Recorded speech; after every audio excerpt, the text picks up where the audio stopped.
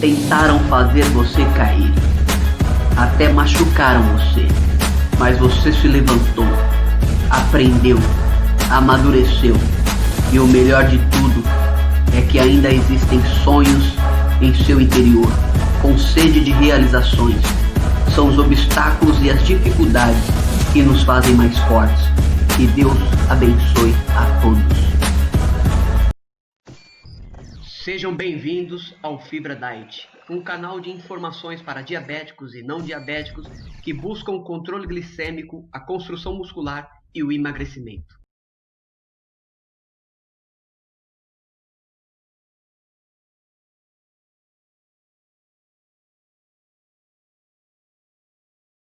Todas as pessoas possuem duas fontes de glicose, uma glicose que vem pela alimentação e outra que é a produzida pelo fígado e músculo.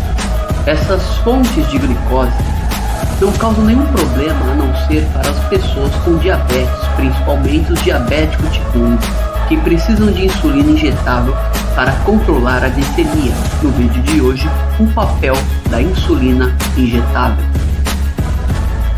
Um medo muito comum ao descobrir o diagnóstico de diabetes é as constantes agulhadas que os diabéticos sofrem por depender da insulina para o tratamento da sua diabetes. O principal trabalho da insulina no gerenciamento do diabetes é evitar o acúmulo de glicose na corrente sanguínea e transportá-la para as células do corpo em busca de energia. A insulina elimina a glicose da corrente sanguínea de fontes externas e internas, como falamos. Geralmente as pessoas com diabetes tipo 1 necessitam de insulina desde o início, devido à perda completa de células betas produtoras de insulina. O diabético tipo 2 precisam de insulina? É uma pergunta muito comum. Pessoas com diabetes tipo 2 possuem a vantagem do seu organismo ainda produzir insulina, assim podem não precisar. Mas a terapia de insulina é o último recurso para uma pessoa cuja diabetes tipo 2 está em descontrole constante. Isso pode acontecer pela falta da seriedade na dieta, estar acima do peso e não conseguir emagrecer, não tomar os medicamentos que ajudam no controle glicêmico, hiperglicemias constantes e perigosas e etc. É bom fazer um exame de sangue com peptídeo C, que pode ser realizado para descobrir quanta insulina seu pâncreas está produzindo. É importante saber que certos indivíduos requerem quantidades diferentes de insulina, dependendo do grau de resistência à insulina do corpo. Quais são as classes de insulina? Existem 3 classes de insulina: a insulina animal, derivada do pâncreas de porcos ou gado, a insulina humana, produzida geneticamente a partir de bactérias ou leveduras, e análogos de insulina, variações geneticamente alteradas da insulina humana. Não há evidências de que a insulina humana seja superior à insulina animal, ou que os análogos de insulina sejam superiores à insulina humana para a maioria das pessoas. No entanto, insulina humana e análogos de insulina são os medicamentos mais populares para a insulina, embora um pequeno número de pessoas ainda prefira a insulina animal. Efeitos secundários. Podem ocorrer problemas quando a insulina administrada não corresponde exatamente às necessidades do corpo. Tomar muita insulina pode causar baixos níveis de açúcar no sangue ou hipoglicemia. Isso pode ser tratado facilmente reduzindo a insulina das refeições ou consumindo um lanche de carboidratos de ação rápida. Casos extremos de hipoglicemia podem precisar de ser tratados com uma injeção de glucagon ou uma infusão intravenosa de estrose. O uso de insulina injetável pode levar ao ganho de peso desnecessário, aumentando a ingestão de calorias no tratamento da hipoglicemia. Além disso, alguns indivíduos podem comer demais calorias como forma de se protegerem da hipoglicemia. Por outro lado, a ingestão de pouca insulina pode resultar em glicemia alta ou hipoglicemia.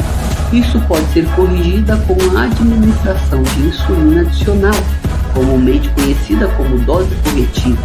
A quantidade a tomar depende inteiramente dos níveis de glicose no sangue no momento do teste. Quais são os tipos de insulina? Em uma pessoa normal, seu pâncreas fabrica 2 tipos de insulina. A insulina basal são gotas contínuas que permanecem em níveis baixos no sangue o tempo todo.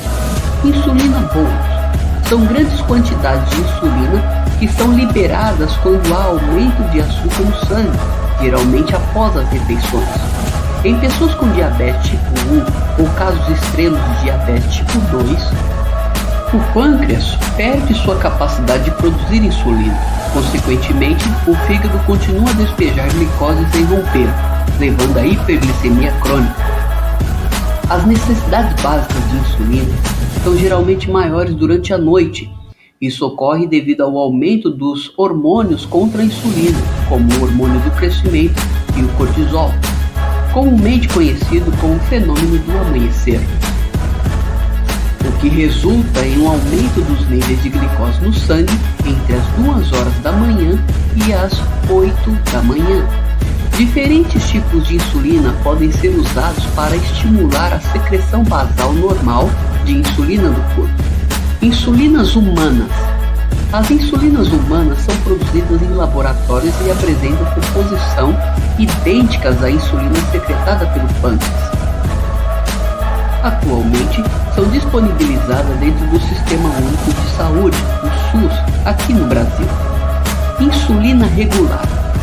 Apresenta inícios de ação rápida, 30 minutos após a aplicação, e é usada para controlar a glicose pós-prandial, isso é, usada antes das refeições para evitar a elevação da glicose causada pela alimentação. Geralmente é aplicada 3 vezes ao dia, cerca de 15 minutos. Antes das principais refeições, café da manhã, almoço e jantar. Pode ser misturada com a insulina NPH, desde que seja aspirada antes na seringa e aplicada dentro de 15 minutos. É transparente. Insulina NPH é produzida através da mistura de protamina, a solução de insulina regular. A protamina faz com que a insulina seja liberada mais lentamente após a injeção. E você? Qual é o tipo de insulina que você usa? Deixa aí nos comentários. Não deixa de se inscrever no canal e compartilha esse vídeo para ajudar o Fibra Diet. Sendo considerada de ação intermediária, início do efeito é de 2 horas depois da aplicação, com duração do efeito de até 18 horas. É utilizada para controlar a liberação de glicose pelo fígado, gliconeogênese hepática, e manter a glicose basal em níveis apropriados. Em pacientes com diabetes tipo 1, geralmente é usada 3 vezes ao dia. Agora, em pacientes com diabetes tipo 2, é usada de 1 a 3 vezes ao dia, antes do café, antes do almoço e às 22 horas. Tem aspecto leitoso e deve ser homogeneizada antes da aplicação. Pode ser misturada com a insulina regular ou com a insulina ultra rápida. E os análogos de insulina? Os análogos de insulina são produzidos através da modificação da molécula da insulina humana. Pequenas alterações na composição química também modificam o perfil farmacológico do hormônio. Em outras palavras, a insulina passa a funcionar de maneira mais rápida ou lenta que o habitual. Os análogos atualmente disponíveis no Brasil são insulinas Lispro, Asparte e Glulizina. São consideradas insulinas ultra rápidas. Iniciam o efeito cerca de 3 a 15 minutos após a injeção, com efeito máximo em 45 a 75 minutos. Assim como a insulina regular, são usadas para controlar a elevação da glicemia causada pelas refeições. Logo, são aplicadas 3 a 4 vezes ao dia. Insulina Determir. Assim como a NPH é uma insulina de ação intermediária, ou seja, é usada para controlar a glicemia basal e precisa ser aplicada pelo menos 2 vezes ao dia. Quando comparada à NPH, está associada a menos episódios de hipoglicemia. Não pode ser misturada a outra insulina na mesma aplicação.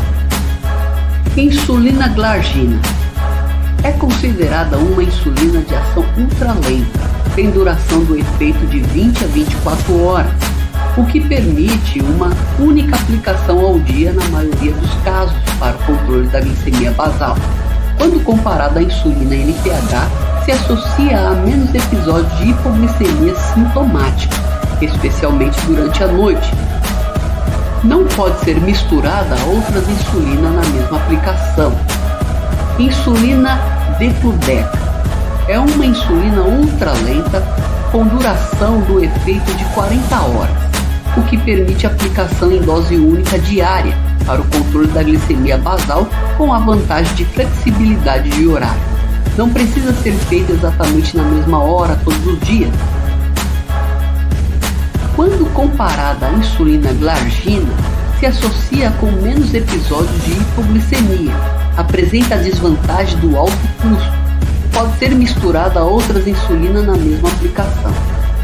Pacientes com diabetes tipo 1 costumam ser manejados com um esquema de associar uma insulina de ação intermediária ou ultralenta e uma insulina de ação rápida ou ultra rápida. Esquema basal bolus. Já os pacientes diabéticos tipo 2 dependem do perfil clínico. Podem ser manejados apenas com insulina de ação intermediária ou ultralenta, esquema basal bolus como o diabético tipo 1, ou mesmo apenas com insulina rápida ou ultra rápida. É bem menos utilizado. Os diferentes esquemas são escolhidos para se adaptar melhor às peculiaridades e preferências de cada paciente. E fica aqui aquele recado: comece o mais rápido possível o seu treino de musculação. E se você já está treinando, absorva neste canal o conhecimento para melhorar. Ajude o canal, compartilhe, inscreva-se, aperte o sininho, deixe o seu joinha e o seu comentário, e o Fibra Diet agradece. Obrigado.